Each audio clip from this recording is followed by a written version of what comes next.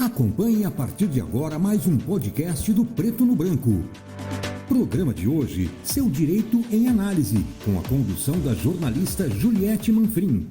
Olá, para você que nos acompanha em Seu Direito em Análise desse sábado, nosso bate-papo de hoje é sobre direito civil, com especialização no direito imobiliário. Vamos tirar algumas dúvidas dos nossos internautas e a nossa convidada é a doutora Antonella Marques Neves. Seja bem-vinda, doutora. Muito obrigada pelo convite, satisfação estar aqui com vocês.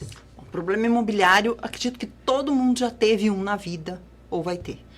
Para você ter uma ideia, o direito à regularização de propriedades imobiliárias no Brasil, 50% dos imóveis do Brasil estão de forma irregular. Alguma irregularidade contém. Isso vale para Cascavel também? Isso vale para Cascavel também. Nossa. Então, nós temos aí em torno de 30 milhões de imóveis para regularizar. Alguma coisa. Caramba, e essa não regularização pode levar até o quê? Na verdade, o que acontece? Quando não está regularizado, há dificuldade nas transições, nas vendas, e no caso das sucessões também, né? Quando vem a falecer, aí dificulta todo o processo de inventário. Aí está outro problema. Serão outros problemas. Então, a regularização, ela determina ali quem que é o real proprietário do imóvel. Uhum. Né? Quanto mais tempo demorar, certamente maior o problema. Outros problemas surgirão. Né? Podem surgir. Então, nesse contexto, muito provavelmente muitos dos nossos questionamentos vão se enquadrar com relação a isso. Certo. Porque os internautas nos encaminharam algumas dúvidas, durante o nosso bate-papo também podem surgir outras dúvidas sobre o assunto, mas de modo geral, as pessoas têm muitas dúvidas sobre questões de a regularização do imóvel e uso capião. A uso capião é uma modalidade, né, de aquisição de propriedade imobiliária muito comum, né? Então, assim, é óbvio que isso acaba surgindo nas perguntas porque não existiam aquela preocupação com a própria regra, né? Uhum. Que hoje alcança com mais facilidade a todos. Então, a uso capião é bem comum a gente trabalhar na prática também. A gente tem muitos casos aqui em Cascavel, inclusive na região de uso capião? Muitos, e a Cascavel é uma cidade nova, né? Então, a tendência é que surjam mais daqui para frente, né? Então, a gente tem essa noção porque agora começam as sucessões, né? A cidade é nova, então começa a surgir essa demanda também, né? Não que já não existisse, que já existia também. O que se trata a uso capião em si, né? A uso capião, como ela é uma forma originária de aquisição, ela ela é oriunda da posse. Então, não existe ali o registro na matrícula do imóvel, mas a pessoa se tem como proprietária. Às vezes a pessoa até acha que ela é a proprietária do imóvel e quando ela se depara com o registro, com a matrícula do imóvel, não está o nome dela lá. Aí a necessidade dessa regularização. Doutora, lembrando também, o nosso propósito nos esclarecimentos é para que as pessoas busquem o melhor aconselhamento jurídico possível. Em casos assim, o ideal é buscar um aconselhamento jurídico, né? Com certeza. Porque tanto na via extrajudicial quanto na via judicial, há necessidade do acompanhamento do profissional, do advogado. Então, a legislação, ela confere esse poder ao advogado, então o advogado tem que acompanhar, tanto na via administrativa, tanto na via extrajudicial, quanto ali no caso da via judicial. Ótimo. Nós vamos começar então com os nossos questionamentos. São 10 perguntinhas. Algumas eu acredito até que vão se encaixar, uma na outra. Porque são de teores muito semelhantes. Okay. O primeiro questionamento que nos chega, a gente não sabe se foi um homem ou uma mulher que encaminhou, mas enfim, né? Essa pessoa gostaria de saber como funciona a nova lei do uso capião e na modalidade extrajudicial e as suas facilidades nos procedimentos remotos. Essa pessoa tem dúvidas e o que na prática isso significa? Bom, a uso capião extrajudicial, ela surge na alteração do Código do Processo Civil de 2015, né, que alterou em 2016. Em 2017, a Lei de Registro Público, no artigo 216-A, traz a modalidade de uso capião extrajudicial. O que significa isso? Uma celeridade, que é o desafogamento do Poder Judiciário, né? Porque o cartório nada mais é do que uma delegação do próprio Tribunal de Justiça. Então, não quer dizer que você tirou todo o olhar do Poder Judiciário, mas ali, obviamente, teria uma facilidade nas demandas, ou uma celeridade na demanda. Então, não são todos os casos que será possível realizar uso capião extrajudicial, né?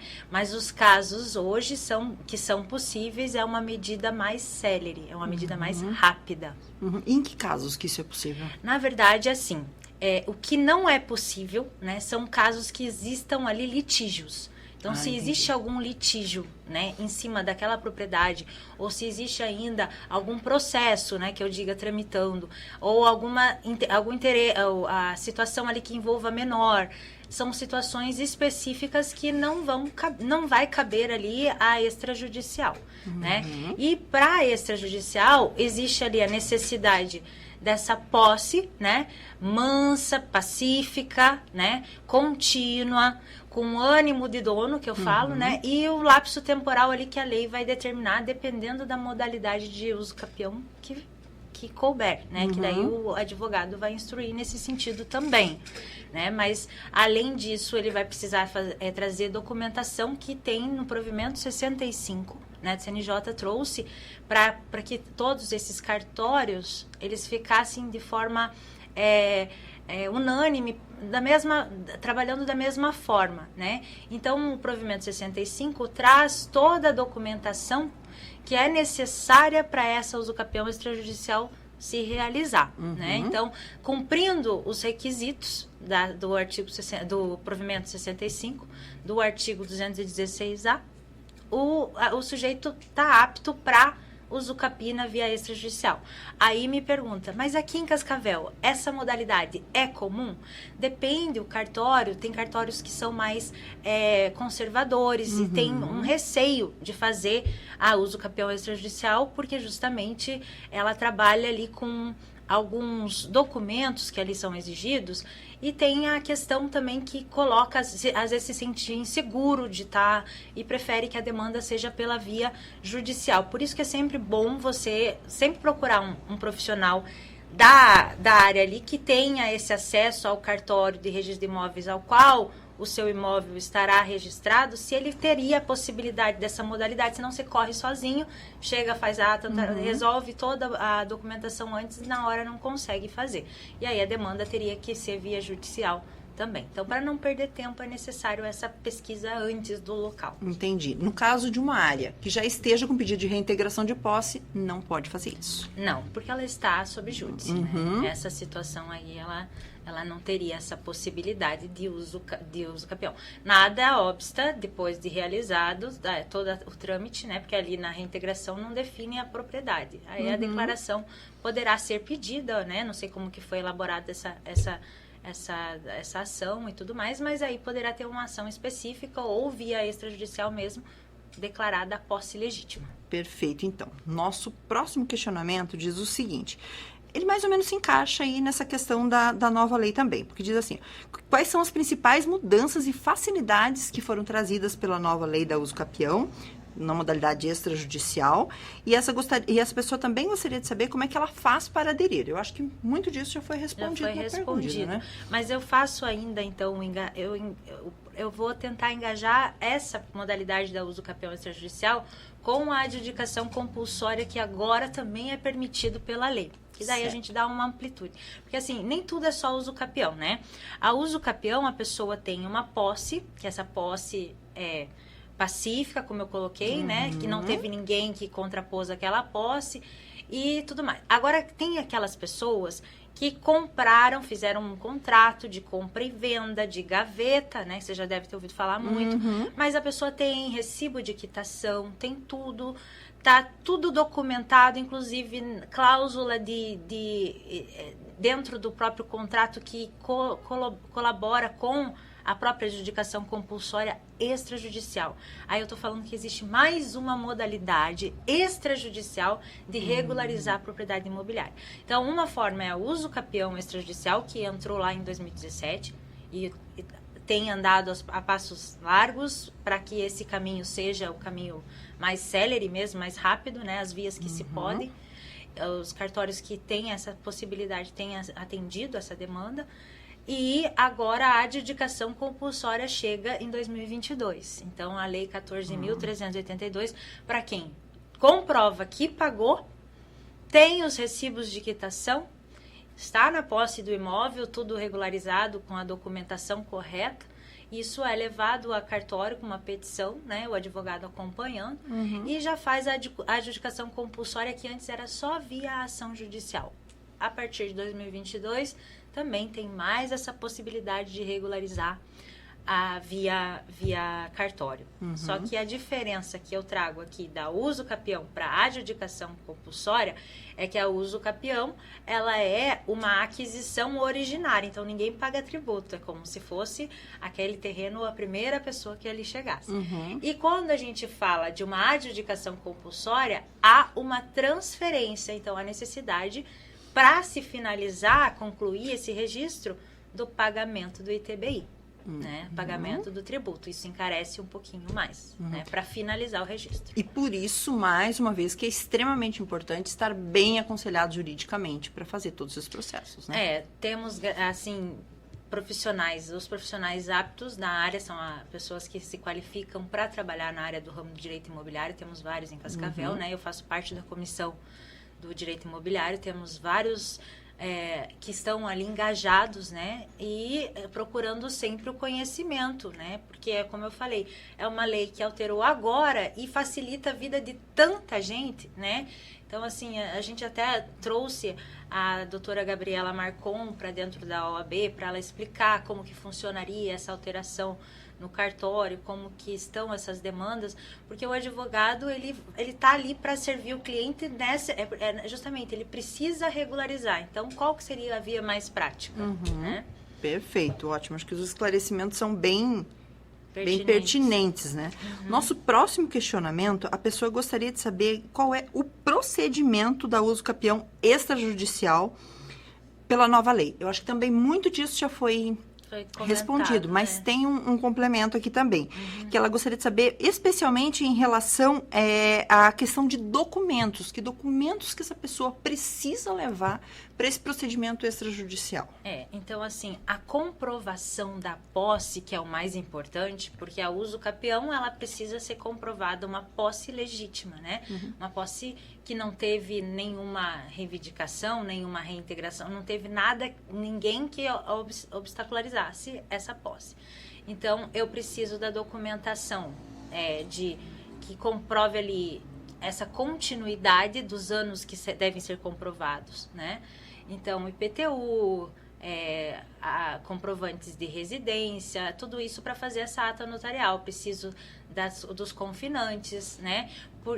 Dos confinantes que são os vizinhos, para dizer que realmente aquela pessoa esteve ali, que aquilo ali não é parte da propriedade do vizinho, e sim propriedade da pessoa, né? Tem a documentação que é exigida ainda, né, dentro dessas conformidades do artigo 60, do provimento 65, que traz ali um rol de certidões que devem ser retiradas, né? Essas certidões retiradas hoje com facilidade, né? Hoje a gente consegue essa interligação de cartórios, né?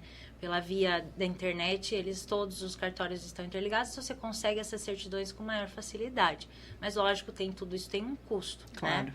Então, a pessoa tem que estar preparada para esses custos, que essas certidões também têm prazos de vencimento. Então, tudo deve ser agilizado. Por isso que um profissional acompanhando, ele já vai delimitando o que é prioridade naquele momento. As certidões do imóvel referente às pessoas, né? Que pode ser um cônjuge que esteja ali usucapindo, enfim. Essas documentações pessoais também são relevantes. Perfeito. Então, nosso próximo questionamento, a pessoa gostaria de saber quais são as principais modalidades da uso capião previstas na legislação atual. Aí ela fala, né, olha, é bem genérico. Eu acho engraçado isso porque, assim, eu dou aula em faculdade, sim, né? Então, a minha aula, na minha aula eu tento passar para eles o máximo que a gente consegue no tempo reduzido que temos. Claro. Então, assim, eu passei para eles ali, eu passo geralmente 10 modalidades, tá? 10 modalidades de uso capião. Temos hoje 36 na nossa legislação. Aproximada, pode ser que tenha surgido alguma coisa hoje que eu não sei. Mas são 36 aproximadamente de legislações que temos aí vigentes, de modalidades de uso capião. Mas são 5 as mais comuns. Então, essas 5 mais comuns a gente pode tentar simplificar. Tá? Que seriam as modalidades, as constitucionais, que eu traria a uso capião rural e a uso capião urbana, tá? A uso capião rural. A uso capião rural, eu preciso estar 5 anos no imóvel, né? Com uma posse mansa, pacífica, contínua, com ânimo de dono. Esses 5 anos trabalhando e morando na propriedade. Eu e minha família, né? Aí você tem ali essa modalidade. Não posso ter outra propriedade imobiliária no nome, nem rural, nem urbana, para recair sobre essa modalidade. E 50 hectares.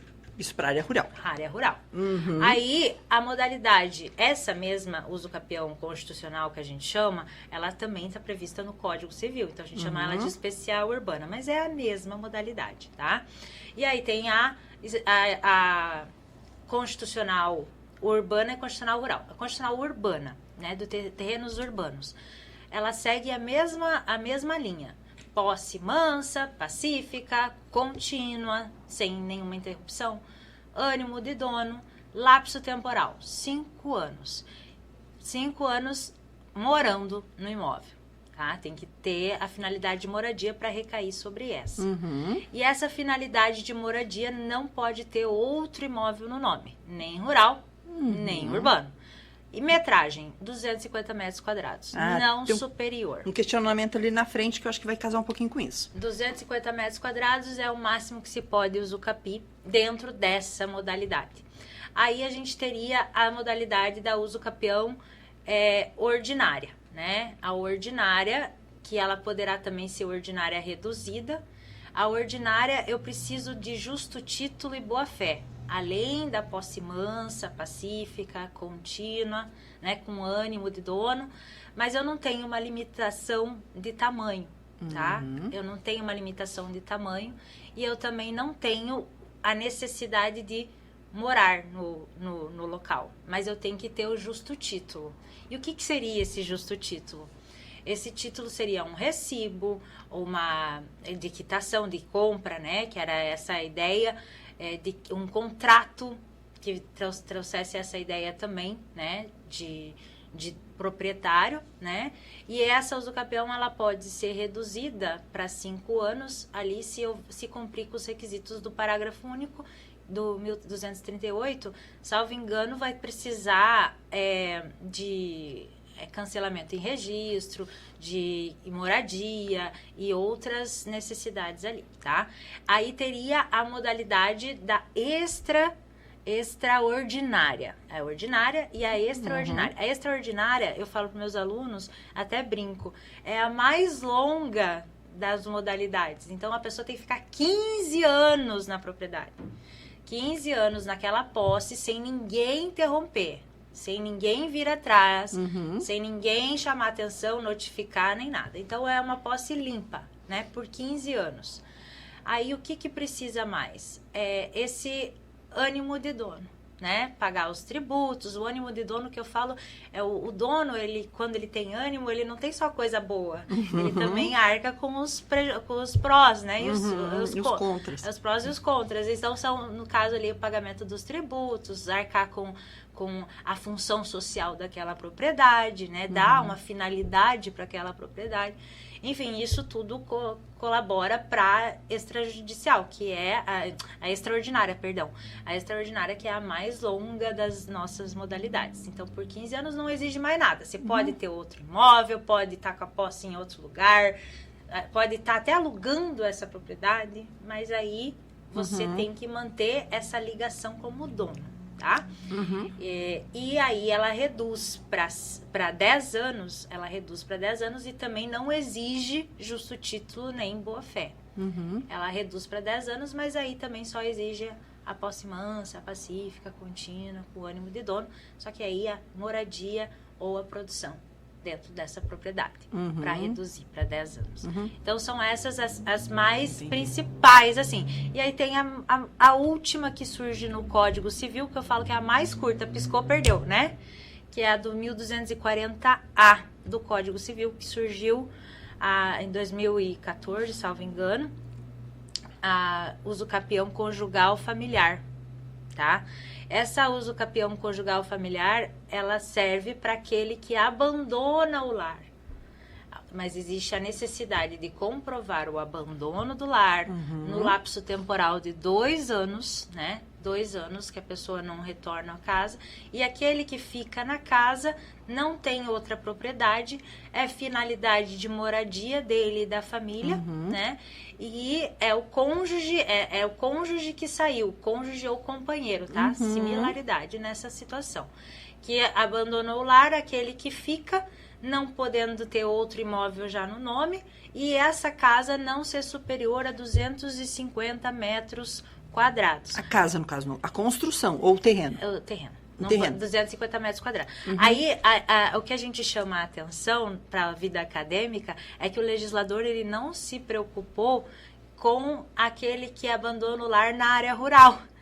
Não consta nada. Não consta. Então, ela é específica para imóveis urbanos. Poxa vida. É engraçado. A gente, na jurisprudência, a gente tem lutado por isso, né? Para ser equiparado, pelo menos, ali ao uso capião constitucional, dando a mesma regra para a urbana. Mas aí é uma guerra ainda jurisprudencial, não temos lei sobre isso. Uma dúvida que me surge agora nesse nosso bate-papo. Se existe uma família que está vivendo em uma área que legalmente não é sua e que ela não entrou com pedido a uso capião, mas os reais donos, isso depois de muitos anos, e os reais donos entraram na justiça para reaver o imóvel, essa pessoa mesmo assim tem o direito de requerer a uso capião? Olha que interessante a tua pergunta, porque a ação de uso capião, ela é uma ação declaratória. O que isso significa, né? Para o processo, ele declara a titularidade.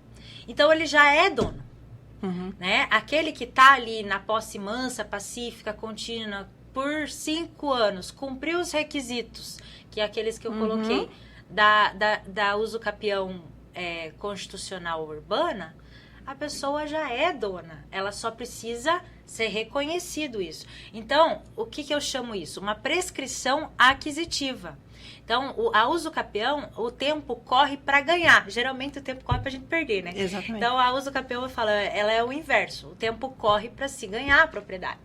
Então, essa pessoa que vem depois de anos atrás, ela pode ter chego tarde para lutar pelo que é dela, que já não é mais dela, porque a outra já é dona. Então, essa pessoa entraria ali no caso, né, defenderia e poderia entrar com a uso capião, sim, porque dona ela já é, desde que cumpridos os requisitos e isso comprovado em processo. E no caso dos proprietários, não os que estão morando lá, ainda receberem o IPTU, por exemplo, dessa área? Eles recebem... Isso aí também poderia ser alterado diretamente pela própria prefeitura, tá? Porque o que cabe justamente a comprovação do ânimo de dono é também pagar o tributo. Quem que está pagando esse tributo? Essa pessoa tem que me comprovar nos processos que ela está arcando com o ônus de um proprietário, né? Que é os tributos, a taxa de lixo, as taxas que envolvem... E dando ali a função social, porque a perda da função social... É engraçado que isso, a Constituição, ela deixa muito claro. A função social, ela é tão forte como ser dono de algo, porque você não consegue se manter dono se não cumpre com a função social. Né? Então, assim, quem que está cumprindo a função social é o possuidor.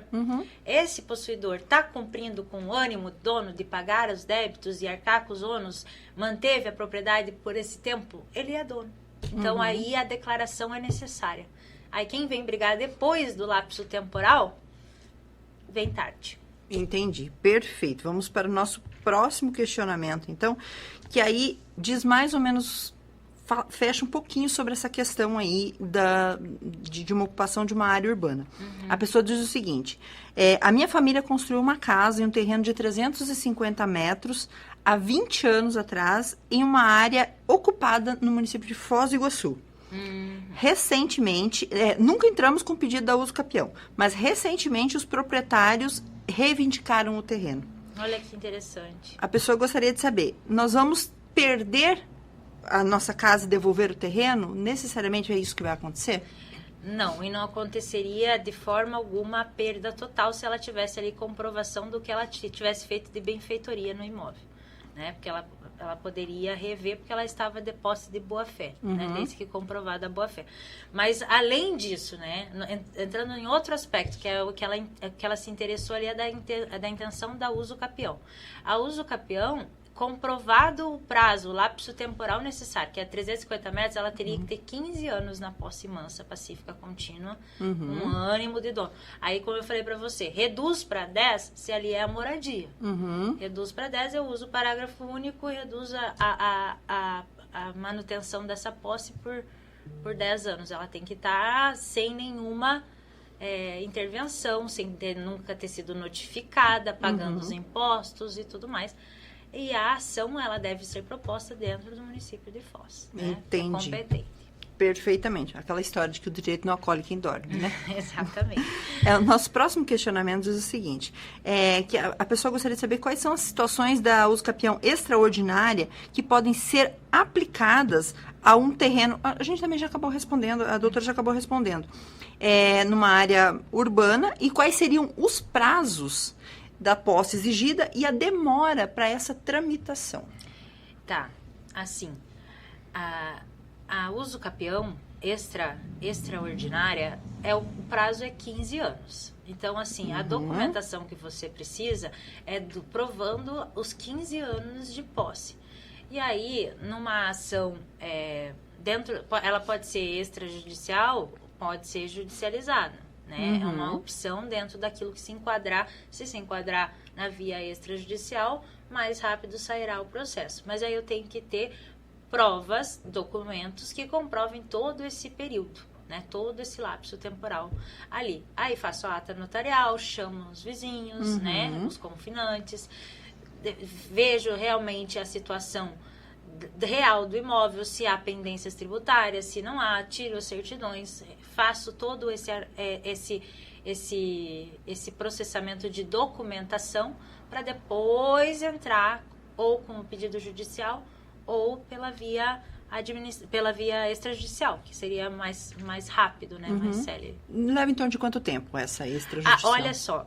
Olha que interessante a tua pergunta. A uso capião, a gente sempre teve, é uma ação infinita. Tinha gente cantando parabéns no fórum, nas épocas dos processos físicos, né? Eram 10, 15 anos, o processo rolando. Tem uma pergunta falando sobre isso mesmo. Então, assim, hoje em dia, o que a gente vê, né? Existem processos que são mais demorados, mas aí o que acontece?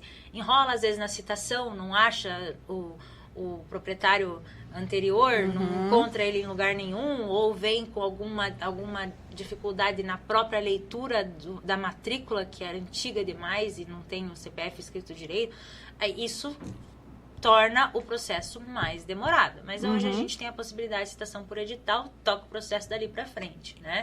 Quando a gente consegue, pelo menos, localizar quem é esse sujeito que estava ali na matrícula, né? Então, pode finalizar um processo desse em 1 ano, rápido, né? Em 1 ano, a gente fala processo rápido, 1 ano, 8 meses, 1 ano, ele rodou todinho o processo e finalizou, você já tem a tua sentença declaratória, que já vale como título, que já basta para registro no cartório de registro de imóveis. E, em contrapartida, pode haver essas dificuldades ali no caminho do percurso processual, que então não tem como a gente falar, olha, você vai entrar daqui a 1 ano, você está... Não, porque podem acontecer alguns percalços processuais. E aí pode demorar 4, 5 anos aí para finalizar um processo desse. Até 10, depende da situação do caso em concreto. Então, na melhor das situações, 1 ano. 1 ano. Então, a melhor... Seja bem prático. E eu tô, assim, com a minha prática hoje, os processos geralmente, eles estão aí. 1 ano, 1 ano e meio, resolveu. Se está a documentação correta, pela via judicial mesmo, a ação, né? Cumprindo os requisitos do 319 do CPC, faz a petiçãozinha, entra com o processo e segue o baile. Não é sempre assim, né? Não é sempre assim. Por isso que às vezes a pessoa vem com uma expectativa, eu não gosto de frustrar. Então, assim, pode demorar mais, como pode ser rápido. É bom estar ciente disso também, né? Aliás, às vezes demora-se tantos anos para começar um processo de reconhecimento efetivo, também não adianta querer que a coisa aconteça do dia para noite. Mas aí que tá, a via extrajudicial, ela vem com essa finalidade mesmo. Porque o mundo tá tão sério, tá tão rápido, as coisas estão tão, assim, instantâneas e as pessoas estão sem paciência, né? Então, a internet ajuda muito nisso, né? Porque você vai fazer um inventário, tem irmão não sei aonde, tem irmão não sei aonde. Então, assim, certidões, elas estão sendo comunicadas o tempo todo hoje na internet, né? Pela via cartorária. Então, os cartórios estão interligados. Então, você consegue finalizar essa documentação com uma maior celeridade. Perfeito. Nosso próximo questionamento diz o seguinte, que a família nunca fez a escritura de um imóvel rural, numa área rural, no município de Catanduvas. Esse imóvel foi comprado há 50 anos e há poucos meses ele foi invadido. A família gostaria de saber se, nesses casos, só cabe a ela uma ação de reintegração de posse ou existe algum outro mecanismo que ela possa recorrer? Olha que interessante, ela não tem propriedade. Ela, assim, se a escritura não... Só a escritura não é propriedade, tá? Isso a gente também tem que deixar muito claro, porque às vezes fala assim, não, meu imóvel é escriturado. Calma, escritura é uma coisa, registro é outra. Se você tem só a escritura, você precisa regularizar o seu imóvel. Você precisa registrar o seu imóvel, né? Então, a escritura também já não garantiria a propriedade. Então, a princípio, o que ela tem? Uma posse legítima, 50 anos, né? Então, não é pouco o período, né? Obviamente que ela já usucapiou essa terra, né? Se ela comprovar ali o pagamento dos ITRs, do que ela teve de despesas de imposto de rural, né? Ela teria ali como comprovar a propriedade. Mas, a princípio, ela é dona? Não. Qual é o que ela é? Ela tem uma posse legítima, então ela vai brigar pela posse legítima. Primeira coisa, reintegração de posse. Então, e aí não teria como ela fazer a usucapião extrajudicial. Entendi. Porque tem o litígio. Ou seja, e tem gente lá em cima da terra nesse momento que fez a ocupação dessa área. Então, a reintegração de posse. O caminho é realmente... O caminho é esse. Reintegração de posse. Porque se já estão, né? Porque teriam 3 ações ali. A gente fala interdito proibitório, manutenção de posse e reintegração de posse, né? Quando no caso de esbulho, que é o caso que aconteceu, que já estão lá, é reintegração de posse, sem sombra de dúvida. Mas se houvesse só aquele movimento, é a turbação que a gente chama, né? Que perturbando a posse do outro. E aí o caso é de manutenção. Então, o remédio agora, para a situação dela, é entrar com a reintegração de posse, resolvida a reintegração de posse, uma usucapião, ela já tem o domínio, ela já tem a propriedade, é só declarar que ela é dona. A má notícia é que os processos de reintegração de posse são extremamente demorados, né? Exatamente. E a dificuldade hoje ainda é maior, né? A gente até tem algumas situações que a gente tem analisado que o próprio judiciário ele tem tentado fazer com que criado ali normas, padrões para essas ações de reintegração, e a nossa dificuldade é passar pelo Sejusc, né? Não é que o Sejusc é ótimo, não estou colocando contra. Estou falando assim, colocar essa situação como uma obrigatoriedade de passar pela audiência de conciliação. Você acha que vai ter conciliação entre alguém que está sendo invadido e a pessoa... Que conciliação que vai ter ali? É muito difícil, né? É muito difícil, né? Não estou menosprezando a possibilidade de entrar em um acordo. Mas ali você está sendo invadido, a tua propriedade está sendo invadida. E aí você vai ter que discutir isso, né? Tentar fazer um acordo que eu acho que não encurta, ao contrário, né? Alonga o caminho para se obter ali o êxito processual. Lembrando que aqui no Paraná a gente tem mais de 200 processos com trânsito e julgado para reintegração de posse que estão parados há décadas, né? E é complexo, porque como que vai fazer, é um poder que o judiciário tem que também, depende também da movimentação da força para reintegrar. Exatamente. Nosso próximo questionamento, doutora, a pessoa gostaria de saber quais são os documentos necessários para iniciar meu processo de regularização de propriedade imobiliária. Primeira coisa é analisar a matrícula e analisar o que ela tem de documentação, como eu coloquei para você. Às vezes é uma adjudicação compulsória, às vezes é uma ação demarcatória, às vezes é uma ação de divisão de propriedade. A gente tem que analisar o caso em concreto. Aí, a partir disso, são documentos específicos. Se eu tiver ali a possibilidade de fazer via cartorária, que é mais rápido, vamos fazer mais rápido. Se a gente tiver a possibilidade, não tiver essa possibilidade e haver a necessidade de judicializar, aí os documentos necessários para cada ação. A adjudicação compulsória são documentos diferentes, como eu falei para você, a adjudicação ela é uma transmissão da propriedade, né? Transferência dessa propriedade. E já a usucapião, não. A usucapião é uma aquisição originária de propriedade, então não exige ali documentação de pagamento de tributo de ITBI, por exemplo. Né? Então, são situações, cada uma vai ter que ser analisada no caso concreto. E documentação da pessoa, ali como a gente já colocou, se for caso de usucapião, toda essa posse aí tem que ser comprovada. Então, nesse caso que realmente tem que saber mais informações. Primeira coisa que a gente fala para o nosso cliente que vem com o interesse de regularizar. Regularizar a propriedade imobiliária, traga a matrícula atualizada do teu imóvel. Vamos ver o que tem. Aí, às vezes, ele nem sabe que ele nem está lá. Né? Aí tudo isso começa, aí todo o processo como se fosse uma anamnese processual, né? Você começa a diagnosticar realmente qual será o melhor remédio para ele naquele momento. Perfeito. Mais uma vez, orientação é procurar aconselhamento jurídico, né? Cada caso não dá pra gente generalizar. O próximo questionamento diz o seguinte: precisamos na família fazer o processo de regularização da nossa propriedade, mas não sabemos bem por onde começar. Acho que a doutora já explicou um pouquinho. E aí essa pessoa gostaria de saber quais são os prazos e geralmente custos para esse processo. Olha que interessante. Prazo para você entrar com uma usucapião? Não tem. Não tem. Tem prazo para você conseguir ela, né? Então, tem prazo da prescrição aquisitiva, que pode ser 2, 5, 10, 15 anos, conforme eu coloquei ali, dependendo da modalidade da usucapião que se enquadrar. Certo. Mas a adjudicação compulsória também já temos entendimento do próprio Supremo que é imprescritível. Você pode entrar a qualquer momento, desde que você tenha o contrato, desde que você tenha a cláusula específica no contrato, desde que você tenha o recibo de quitação, você tem a possibilidade de regularizar teu imóvel. Aí vai do teu interesse de deixar isso certinho. Até porque não consegue a compra e venda, ela fica toda travada quando existe essa documentação ainda irregular. Né? E geralmente os custos?